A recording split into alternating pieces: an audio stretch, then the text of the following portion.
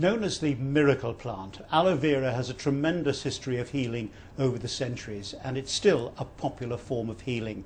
Today, the gel from the plants is used in a wide range of conditions, and it's also a key ingredient in gels and lotions made to nourish the skin. Joining me here is Dr. Peter Atherton and Bob Parker, the Managing Director of Forever Living Products, who are the world's largest supplier of aloe vera products. They're here to talk about the merits of using the medicinal herb, in particular its health benefits. Bob, tell us about your company, Forever Living. Certainly, Martin. Well, our company was founded 32 years ago, just gone in May, by a gentleman called Rex Morn, who is still our chairman today, accompanied by his son Greg. They've built an organisation now that spans 147 countries around the world, and we're by far the largest producer of aloe vera based products. The way that we market our products is exclusively through independent, predominantly home-based distributors. From our small, humble beginnings those 32 years ago in Phoenix, Arizona, which is still our hometown today, we now have over 9.5 million distributors involved with us across those countries. And each year we open up in at least one or two new countries, providing the occupants of those countries with an opportunity to build their own home-based business, enjoying the great benefits that we're going to hear about of aloe vera, and also being able to share those benefits with friends and family and people in their local community, at the same time creating an income for themselves. And presumably your chairman is still your chairman after 32 years because he uses your own product. Absolutely. I mean, he just has an amazing energy. He travels the world 3 weeks out of 4, and it's his passion to see our opportunity and our product available in every single country around the world. That's his mission. Peter, why is aloe such an important plant? What is really special about it? Well, I think it's been considered to be a very important plant for thousands of years, in fact, and recognised as such by many different cultures, including the ancient Greeks and Romans, the Egyptians, the Indians, the Chinese, and as far back as that? Oh yes, and it's well documented. There's a particular piece of evidence. It's called the Ebers Papyrus, that was excavated in Thebes in 1858 by the Egyptologist George Ebers, and was shown to date from the reign of the pharaoh Amenhotep, who reigned in about 1552 BC. But this papyrus actually showed that aloe was being used in the previous 2,000 years, and it mentioned at least 12 formulations of aloe vera. And are they similar to the formulations that we have today? Was it being used in the same way in those days? In similar ways, but I think we use it in a slightly more sophisticated way. Because of its popularity, you mentioned it was called the miracle plant, but it has actually loads of other nicknames. The medicine plant, the silent healer. The Apache Indians call it the dietary plant because they know it to be a food. But my favorite actually is a Japanese nickname called Isa Irazu, which translated, I'm told, means no need for a doctor. So you just take aloe. You'll be redundant. I will. You mentioned there another type of aloe. So there are different types of aloe. What makes this one special? Well, there are about, and I don't think anybody really knows, maybe 200 species of aloes in the world. And over the years, about 5, maybe 6 have been shown to have medicinal properties. That's all? That's all. And aloe vera is called aloe vera because it's the true aloe.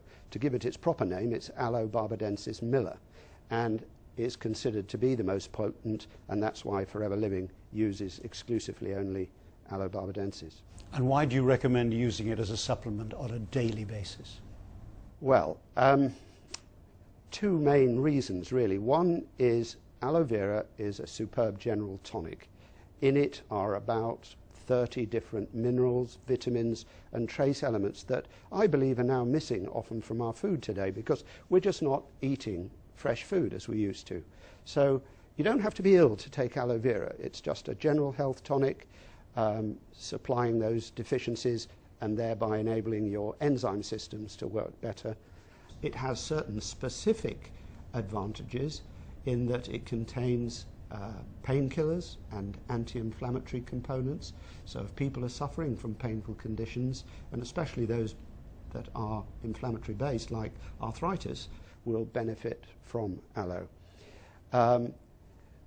It has also a long chain sugar or polysaccharide which is known to affect the immune system. It's what's called an immunomodulator or immune balancer. So people suffering with disorders of the immune systems, two examples being psoriasis and ulcerative colitis, often get benefit as well. It has an effect on the bowel. It sort of regulates the passage of food through the bowel. It smooths out the contraction and relaxation of the bowel muscle. So it often helps people, for example, with irritable bowel syndrome. It's known to improve food absorption, particularly protein, and also to balance gut flora. So, for example, if you had an overdose of yeast or candida in your gut, it tends to sort of reduce that a bit. I wouldn't say it will eradicate it, but it balances it out. It seems incredible that one product could do all of those things. What's the magic ingredient? Well, I don't believe there is a magic ingredient, but people might say if there were one, it would be that polysaccharide, that long-chain sugar, because in the States they've actually extracted that and made it into a drug. Carrington Laboratories have produced a drug called Caricin, for which the FDA have licensed it for use in cat leukemia, feline leukemia. Cat leukemia is caused by a type of virus called a retrovirus, which is the same family of viruses that causes AIDS. So they have used this drug in the treatment of AIDS victims. And what they've found is it's not successful on its own, but it is synergistic with the standard AIDS treatment. It enhances the standard AIDS treatment. But I believe you don't have to extract the magic bullet. It works just as well if you drink the gel. And is there any recent clinical evidence to actually prove the health benefits?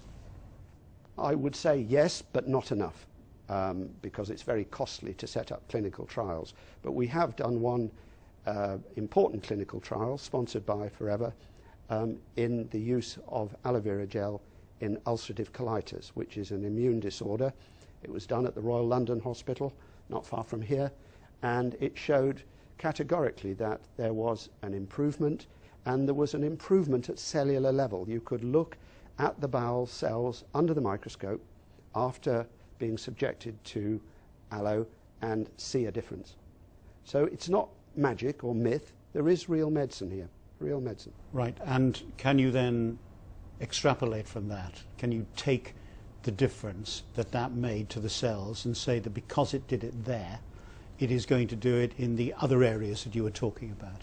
I mean, one could say that probably theoretically, but unfortunately I don't have the hard evidence to back that up.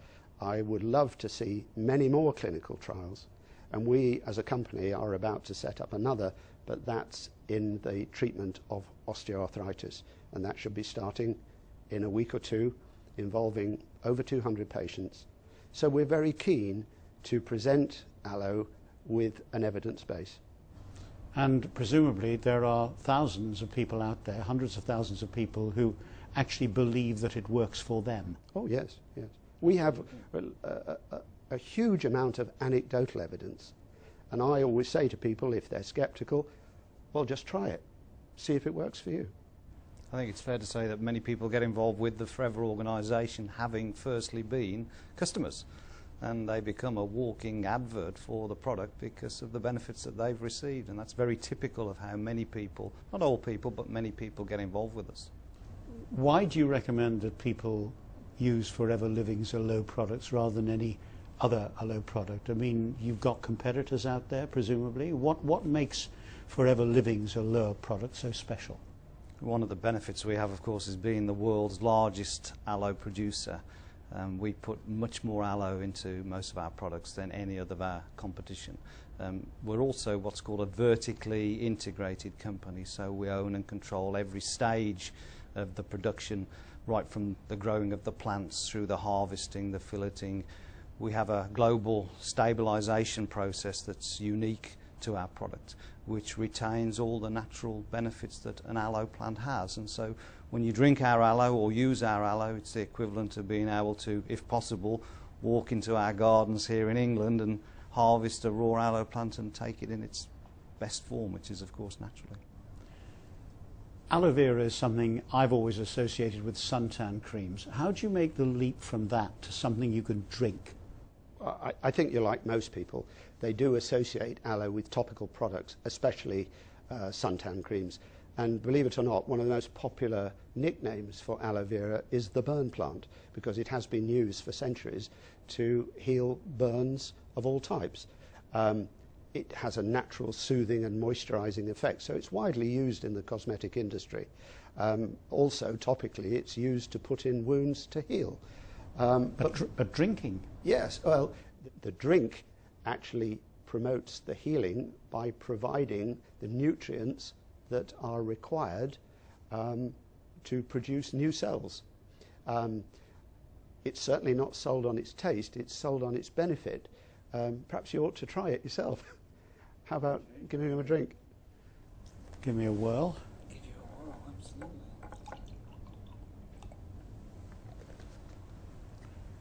It looks a bit like grapefruit juice. Yes, it should be drunk first thing in the morning, before your cup of tea even, because what you're trying to do is to get it through your empty stomach into the small bowel, where it is uninfluenced by stomach acids and enzymes and can be absorbed very quickly.